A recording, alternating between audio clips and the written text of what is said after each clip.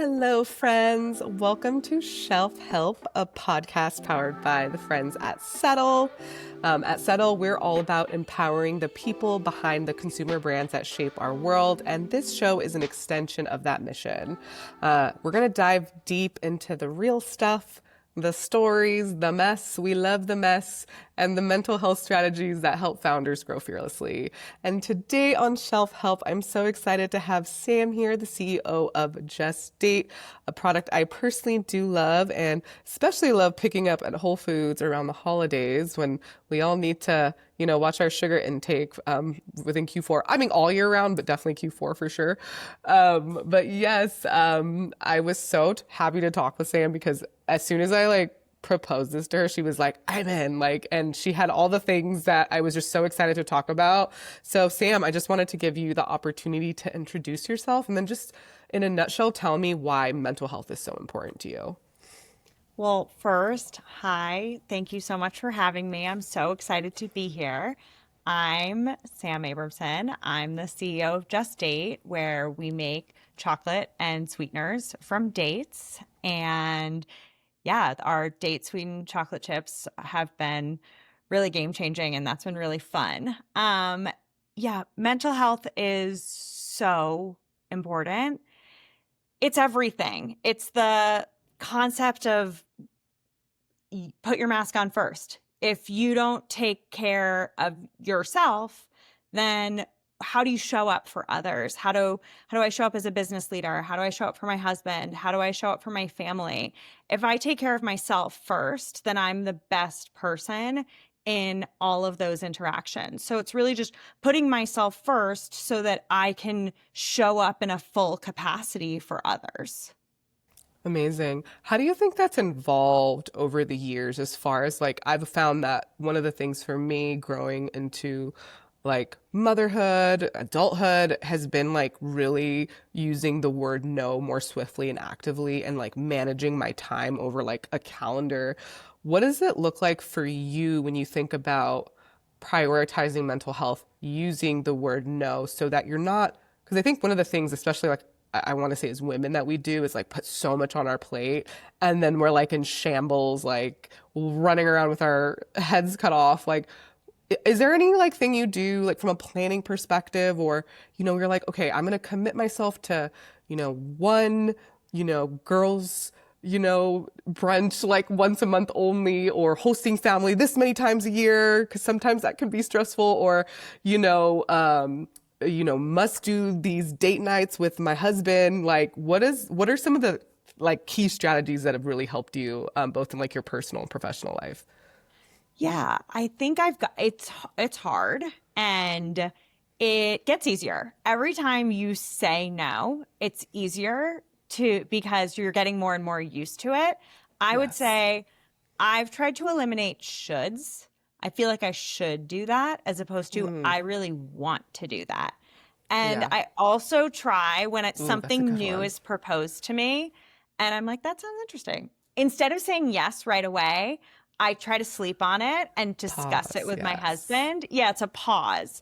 And that a little bit stops me from running around with my head cut off because I'm the kind of person that once I've committed to something, I show up.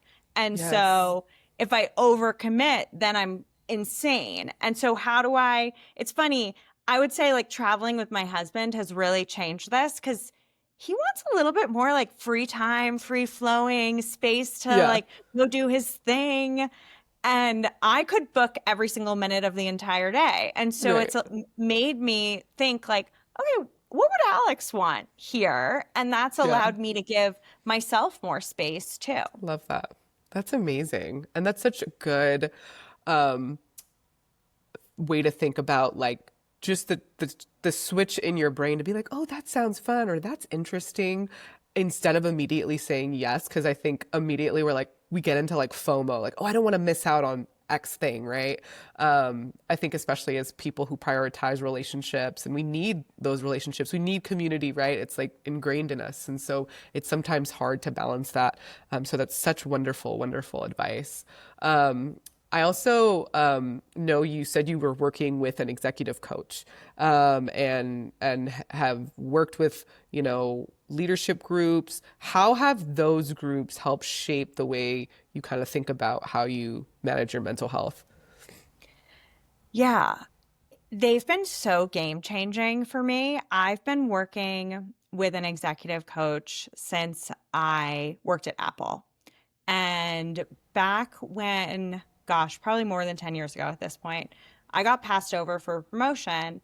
And my boss said to me, "You're not getting the job. I'm getting you an executive coach because you're going to get the job the next time."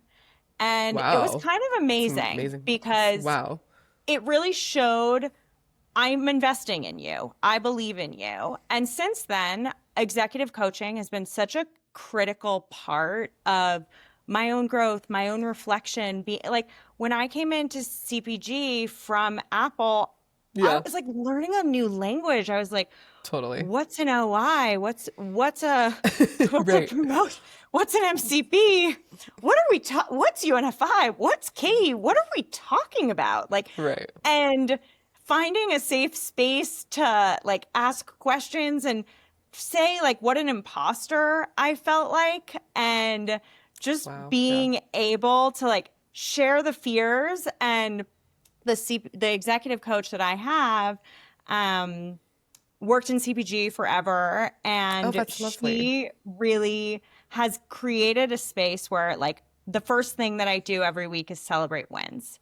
And that's great because you have to do that. And sometimes you're so much better at celebrating wins with the team, but you're not so good at celebrating the wins yourself because the Hmm. bad things start to outweigh the good things. And you're so, we have this like natural tendency to like only focus on the bad Hyper things when focus like on that. plenty of Yeah. good things happened in a week too.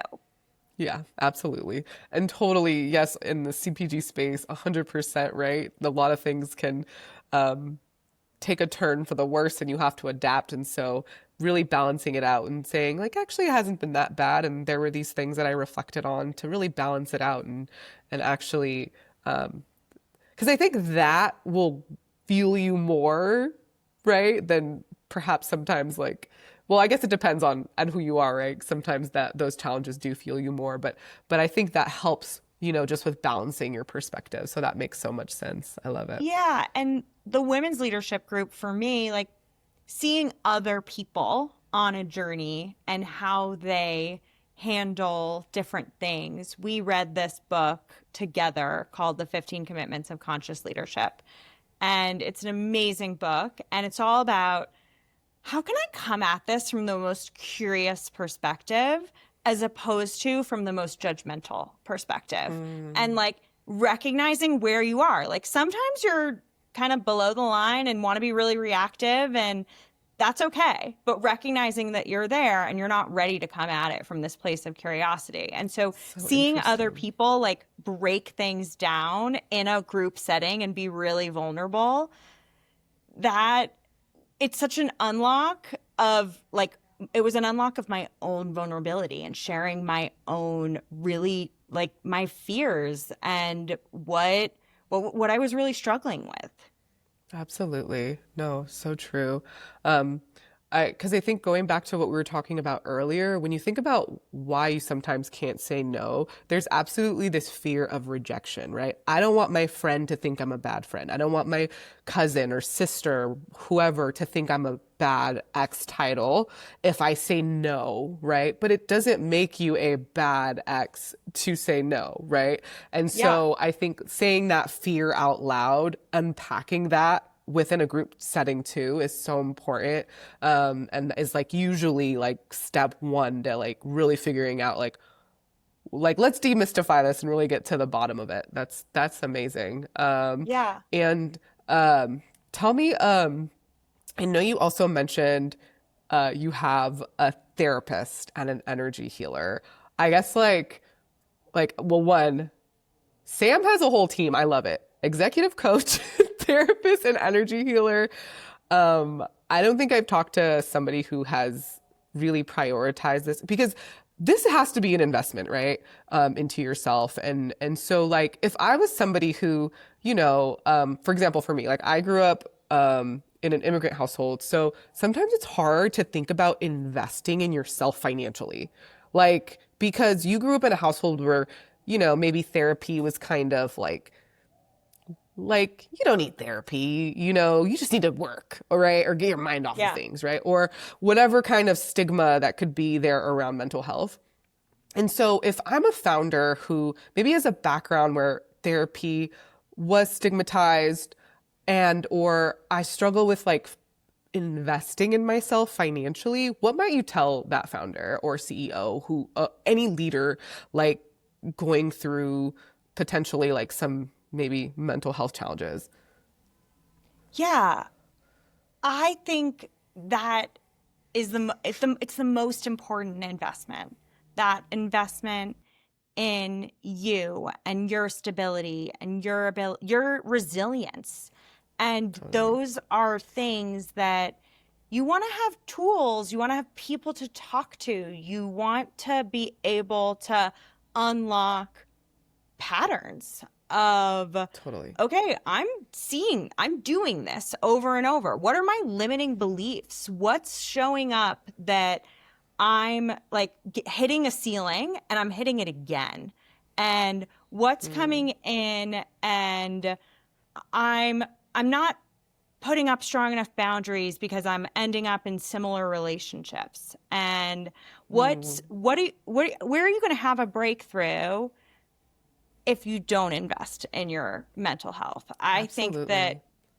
if you don't invest, then it's really hard to know what you're dealing with. And like, there's only so much. Like, my husband is an amazing coach and therapist, but I don't want him to have to do that. I want to Yeah. be able to bring him the best of me and the worst of me. And I think that that makes us better partners to each other if I'm not constantly leaning on him or leaning on others to build me up. I'm leaning on a professional who's their literal job to help me Yeah. pick up the pieces. Absolutely. That is so true. Oh, wow. Man, I think after this call, I'm gonna sign up for an energy healer and I think a life coach could be really interesting. Like that is super interesting. Like having like that full stack of of Yeah. advisors to lean on. I love that. Yeah. And I have my full tell team. I have my full team. you I like do lots of like different inputs. So when I'm yeah. working through something, it's really helpful. I'm like, oh, I'm going to take a little nugget from here. I'm going to take a little nugget from I here. And it's it just just so makes me smart. feel like, okay, I've got this. And that's like, for me, it's all about holistic well-being. So like Yes. prioritizing physical Right. movement, Right. prioritizing sleep, like those, like Nutrition. all of the like sleep Yeah. is the elixir of life. How do Totally. you make sure that like you're getting all the good inputs to like show up grounded? Absolutely. And when it comes to like your mental health journey, like tell me about what it was like growing up for you and like did you grow up in like a supportive mental health environment or was that something that could potentially have been stigmatized in your home and then you kind of had to grow into kind of figuring out how to support yourself and your mental health? I'm really lucky. I grew up in a really supportive mental health home, which I'm sure is part of why I prioritize my mental health. That's amazing. My Yeah. dad was in therapy when he was a teenager. We went to family therapy together. I saw a therapist in high school. There's just different, we've used Yeah. therapy as an important tool. And I think that made me really open to it as an Yeah. important tool. Um, I had a therapist when I lived in Shanghai, and she was like, "You are not your job. You are so much more than your job." And it was like, "You're right. You're right. I am so much more than my job." And it's just like those moments of unlock, reframe. Like sometimes, like I I want my hand held to like level up, and all of the different resources that I use are like constantly helping me Totally. to continue to level up, continue because things can be really hard and like it can be really uncomfortable. And sometimes you want others to support you through that uncomfort. Yeah, absolutely. And it definitely feels like you cannot have too much of that, honestly, right? Like, so that's so true. I guess what does it look like with somebody who really is has been prioritizing their mental health ever since you can remember, and have grown up in that supportive environment? What does leadership at Just Date look like, having you at the helm? Are there any things that you guys do culturally that are really important for you, when it comes to mental health and emotional well-being? Yeah, I think it's just making space to be your full self and making space for the different pieces of what your needs are in different moments and trying to balance that with running a rapidly growing company and what the company needs. And so it's all about balance. And so I think for us, for me, it's been finding the right partners that feel values aligned. And I feel like I can show up and talk through the good and the bad and share my feelings. That those are the people who are the most supportive on the journey. So yeah, I think it's people, it's relationships, and it's priorities, and how do you Yeah. bring all of those different things together? Because at the end of the day, different people have different priorities, and you have to figure out like, okay, what motivates this person, and kind of understanding how they think about things and their own mental well-being can help everyone work toward like what the company's goals are. Yeah, absolutely. So, so true. I love that. And you mentioned, holistic health. And I'm sure, of course, working at a company like Just Date, you've talked about, on other shows, how there's this relationship between, of course, like nutrition and our emotional well-being, specifically sugar, right? Can you Yeah. talk a little bit more about, how sugar, maybe more processed sugars, are impacting our mental health as consumers? Yeah. I mean, the sugar crash is real. Very, very, very Right. real. I'm sure that like anyone, I don't have children, but I know that anyone that has them, like you're watching the sugar Right. high, sugar crash in real In real time time. because there's Yeah. such tiny people. And so Yeah. you're like, but there's a reason why, like, after you have like a gigantic serving of sugar, you want to go take a nap.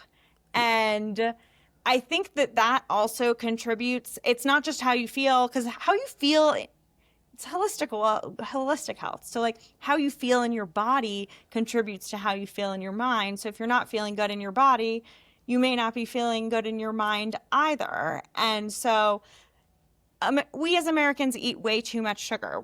Women are Yeah. supposed to eat 25 grams of sugar a day. Most people have that in one can of soda. Right. And men are supposed to have 35 grams of sugar per day. And we're just eating way too much sugar.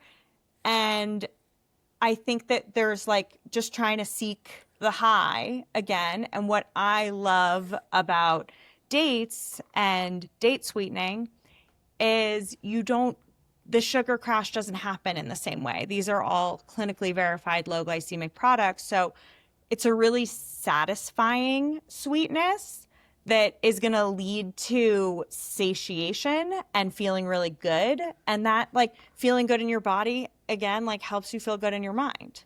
That's amazing. And I'm sure you guys have gotten feedback on the differences that people have when they make that switch. Like, let's say I'm a customer that's like, okay, tomorrow I'm giving up processed sugar and I'm going to just use date sweetener. What kind of, like, I guess, like, customer stories are you hearing about, like, the differences between how they feel? Anything like come to mind? I mean, we hear from people almost every day about I how love much that. they are obsessed with our chocolate chips and that there's They're nothing really else good. like it on the market. And like, that's why we do it. It is so incredible to just hear from people about how much they love them. And I think that for people, it's just like that ease of making a switch of, I know I want to eat less sugar. And this happened for me. I used to be really obsessed with sweets. I still love them. We eat a ton of date sweetened stuff in my house. Of But course, yeah. how do you do it? Like, okay, I want to cut back on sugar. How do you actually do that? And so I think we're giving people the tools to make one step. So if you're making a batch of cookies and you use our date sweetened chocolate chips as opposed to the leading chocolate chip, you're reducing the grams of sugar in the chocolate chips by 50%. So it's just Yeah, like the little steps in the right direction. And a lot of our customers are like very clean label conscious anyway. And right. so for them, it's just like giving them exactly what they want.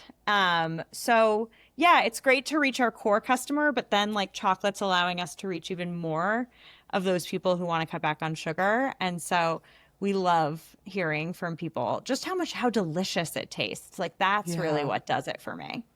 Right, because it's like reminding folks like this journey towards like holistic healing doesn't have to be miserable, right? Like I think when we think about like diet culture or, all the fads that have come across, it feels like such a sacrifice, if you will. It's like, oh, I can't have this, and it feels like you're missing out on things, and it's like, well, there's actually a lot of like amazingly healthy food that you're gonna get that balance of taste and nutrition, right?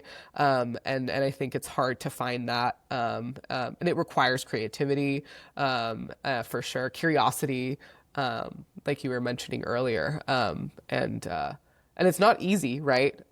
Especially in America. Like when I actually lived in Europe, you mentioned you lived in China. I found it was just environmentally easier to make healthier choices just based on where I was. Like I wasn't constantly like, I feel like it's when you watch specifically sports. I mean, it's fast food, it's soda, it's like all the things, just constantly getting targeted towards you. So, Totally. I just, it was just like that constant, right? Did you find when you were living in China, it was like easier to make those decisions I environmentally? think they eat less dairy. I would Uh-huh. say like Chinese culture is a little bit more like yin and yang on like hot foods versus cold foods and like how those Yeah. show up in your body. Like there's different cultural pieces. Less of our American processed stuff. But that's certainly like making its way there, especially the stuff that's the most like popular. Oh yeah, But absolutely. yeah, China was an interesting place because I felt like I needed to go to like several different grocery stores to like prepare the meal that I Yeah. wanted. I was coming from California where like Yeah.